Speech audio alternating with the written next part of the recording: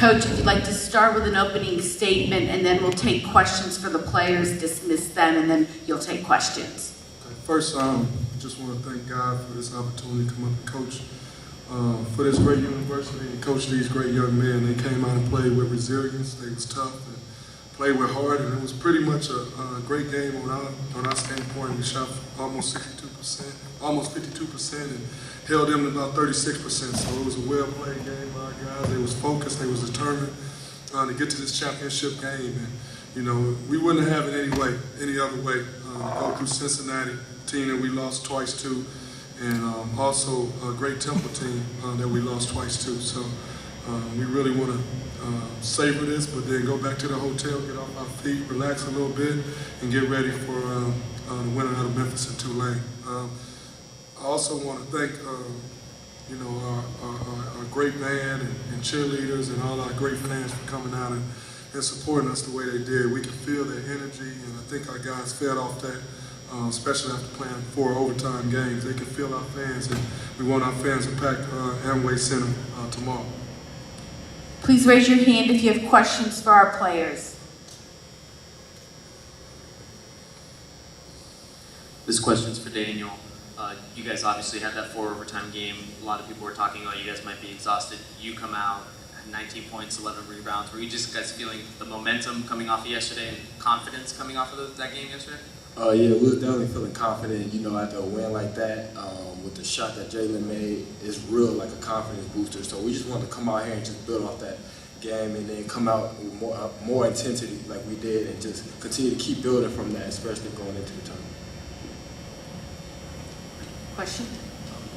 Daniel, obviously it's a team game, but usually around March Madness we start to see people rise and their game starts to step up. And for you, your in-between games been working, your length to separate and get shots been working. What is it that you're starting to see in defenses that is allowing you to really take advantage of what you're seeing out there? You know, I've been struggling all season pretty much. I've been up and down, so, you know, with my family sending me good scriptures like, let your light so shine before man that they may see your good works and glorify your Father which is in heaven. So I just want to glorify God, and I think that He's a big contributor to how I'm playing. I just want to continue to keep building off that and get the shots that I like on the court. Yeah, Daniel, it's been an inconsistent shooting year for you, but the last 2 games you've really been bringing it. It's anything different going on? Nothing different. I was getting the shots I wanted all year. I just so happen to make them now. You know, the in-between games, you know, Coach Toby don't settle for so many threes, and so I just want to get in between, and once I get that, you know, if the 3 open, I'll take it, but I just want to get in the lane, you know, shoot my floaters and shoot my 1 or 2 dribble pull-ups. Sean, what was the difference this time going up against Temple, because you guys did lose them the first 2 times this year? I think we stayed more mentally tough. We got stops when we needed to. We got scores when we needed to. We stayed together. You know, came out with a lot of energy and, you know, got the win. Daniel and Sean, the 16-point lead, they cut it down to 6, but you guys kind of steeled yourselves and closed it out this time. What was kind of the mood at that point? What was the feeling of the team as you're in that situation this time? We just didn't want to give up any second chance points. We gave up a couple of them, you know, during that stretch when they made that run, but we know how I feel when we went down there in Temple when they came back and won the game, so we just didn't want to have that same feeling. Yeah, I mean, what he said, you know, we had the game down in Temple, and then we, you know, had a mental lapse and let it get away, and we didn't want that to happen again. Daniel, it looked as if you and Quentin DeCozy had been jawing a little bit earlier in the game. Over here on the left. It looked like you and Quentin DeCozy had been jawing a little bit early in the game. What was the nature of that? Did any of that spur you to have the kind of performance that you did? No, not really. You know, he's a real good player, and the last 2 games, you know, he did real good versus us. So I think he had blocked my shot and said something. So I ain't really want to say that. I just want to let my game speak for itself. Coach, you know, I'm sorry, you're taking just questions for the players.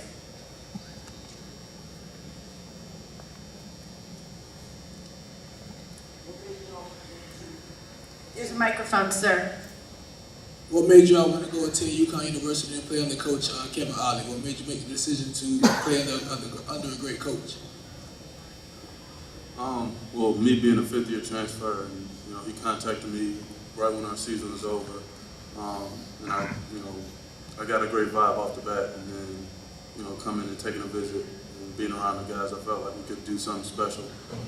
So that's why I came here, and I feel like we're starting to do that. Me and Coach, we from the same place, Crenshaw, so it was pretty easy for me to come to UConn because, I had trust in them from the beginning. Daniel, you were defending Quentin for most of the game, and he struggled from the field, 4-17. What were you able to do so well against him today? I think my intensity was just there from last game, like we were saying earlier. Our intensity was just there, and I just didn't want to get no easy looks like he's got the last 2 games, and I just wanted to make sure, we defended him real well. It wasn't just me; it was my teammates as well. If I got beat or something, they'd be there for help, and we just wanted to contain them and have them take contested twos. My question is for both players, guys. What would it mean for you guys and for the team to win the conference tournament tomorrow? That mean a lot for me. I haven't, had a chance to play in the championship game, so I'm beyond excited to play in it. I'm happy to be here. I want to win tomorrow, so I'll make sure I go back and we'll all be ready and get rested for the moment. Daniel, this question is for you. After 2 strong games like you've had, do you think this is a confidence boost going forward, not just for yourself but for the team as well? And do you think it's something you can take forward as you guys look to possibly getting into the tournament? Yeah, definitely.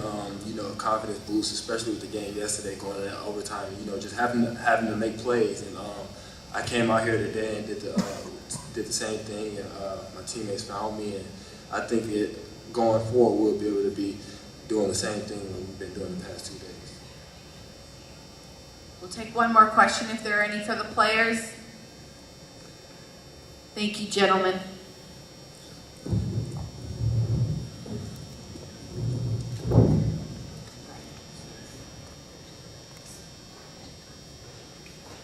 Raise your hand if you have questions for Coach Ollie, please. Coach Ollie, what was the difference offensively in the last 2 days that you'll get into more of a flow and score more points?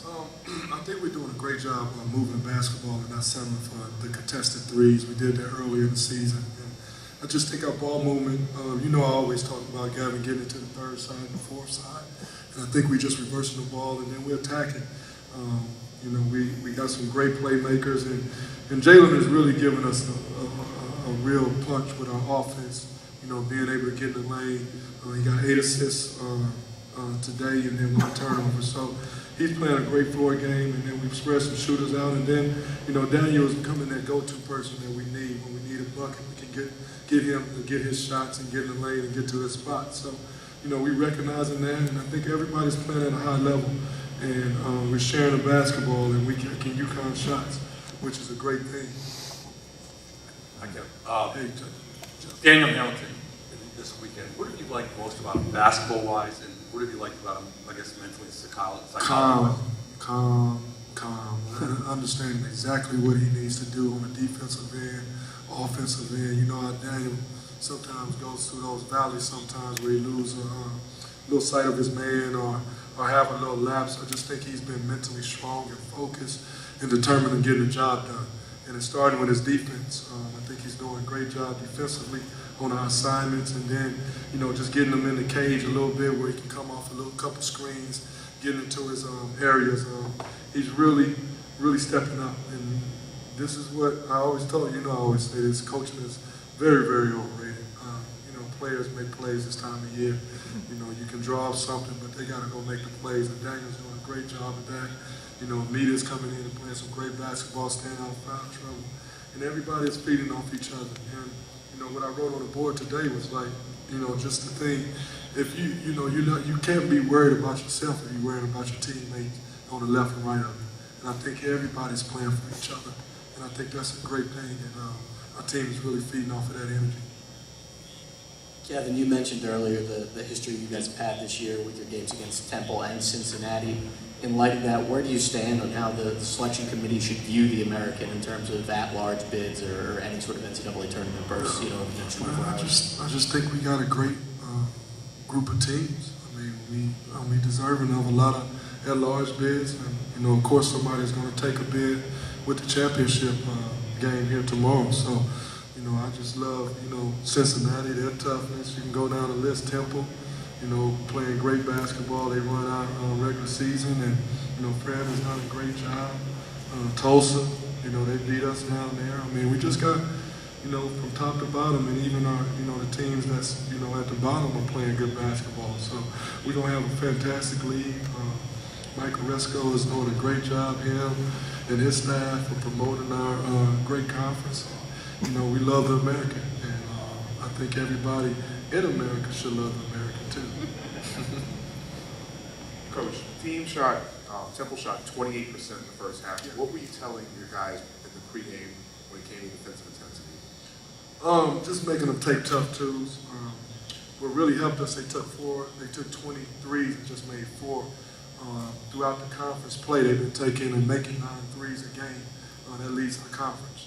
So we wanted to limit the second chance points. I think we kept them in the game by Bond getting 4 offensive rebounds in the first half, but just limit them off the three-point line because they really get hot.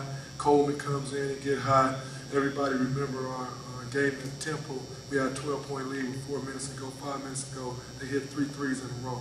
So we wanted to be very cautious of that, run them off the three-point line, make them take contested twos. And when Bond got the basketball, we didn't want to converge so much.